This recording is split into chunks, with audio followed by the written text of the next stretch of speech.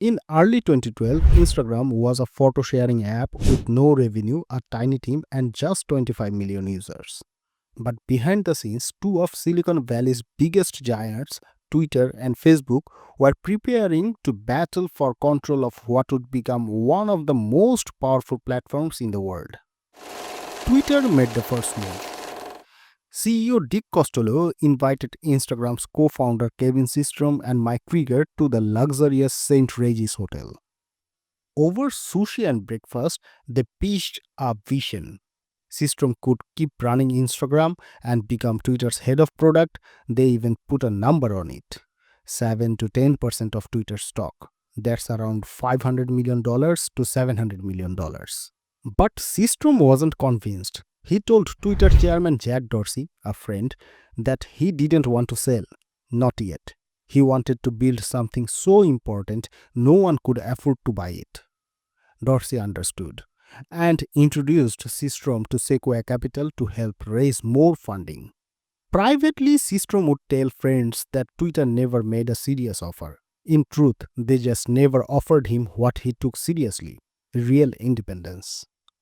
Only one person knew how to speak Systrom's language: Mark Zuckerberg. The first week of April 2012, Facebook was prepping for its IPO. But Zuckerberg saw something in Instagram: a fast growing thread with loyal users and no distractions. So he picked up the telephone and said, "I have thought about it and I want to buy your company. I will give you double whatever you are raising at." That meant $1 billion, just like that. Systrom panicked. His board urged him to take the meeting, but also to sign the deal with Sequoia or risk his reputation. He did both. And then he met Zuckerberg in person. At Mark's house in Palo Alto, Systrom asked for $2 billion. Zuckerberg countered. They kept talking. Zuckerberg shared his plan with Facebook's COO Sheryl Sandberg, CFO David Ebersman, and Facebook's deals director Amin Zoufunaun. At first, Zoufunaun thought the price made no sense. Instagram had no revenue, no business model. But that night, lying awake, scrolling Instagram in the dark, he saw it. This wasn't just a photo app. It had attention. It had engagement. It had potential. The next morning, he told Zuckerberg, "Your instinct is spot on. We should buy this company." And Zuckerberg, he was ready to move. Fast. Why? Because Systrom still had friends at Twitter, including Jack Dorsey. If they caught wind, they might make a counteroffer or talk him out of it. So Facebook skipped the bankers, skipped the due diligence, and they wanted to close in one weekend.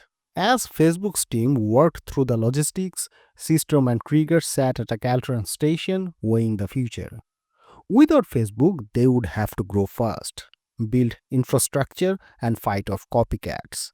With Facebook, they would have the tools and the scale to go global. Zuckerberg promised independence. Instagram would remain separate. Systrom would stay CEO, and they could grow without fear. Their final negotiation: cash versus stock. Systrom wanted certainty, but Zuckerberg argued Facebook's IPO was coming. The stock would be worth far more soon. 1% of Facebook now could mean billions later. Systrom called his board. One member, Steve Anderson, was skeptical. Just weeks ago, Systrom had rejected Twitter. Now he wanted to sell. Systrom gave four reasons. 1. Facebook stock was going to rise. 2. Instagram would neutralize its biggest threat. 3. They would gain infrastructure to scale fast. And 4. Independence. Zuckerberg promised they would run Instagram as their own company. "Do you believe that?" Anderson asked. "Yes," Systrom said. "Yes, I really do." That night, while Zuckerberg hosted friends for a Game of Thrones watch party, Kevin Systrom signed the deal in his living room.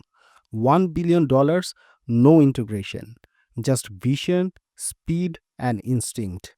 This deal changed everything. Instagram's independence became the blueprint for future acquisitions. WhatsApp, Oculus, and for Zuckerberg, it wasn't just a win, it was a warning. In a handbook given to every Facebook employee, there's a line that reads, "If we don't create the thing that kills Facebook, someone else will." So that's it for today. Feel free to like, share, and subscribe. Also, let us know what you want to watch next.